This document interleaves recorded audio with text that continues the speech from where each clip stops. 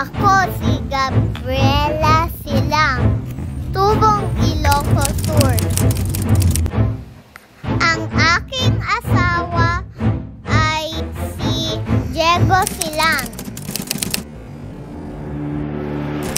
Ipinagpatuloy ko ang pakikipaglaban ng aking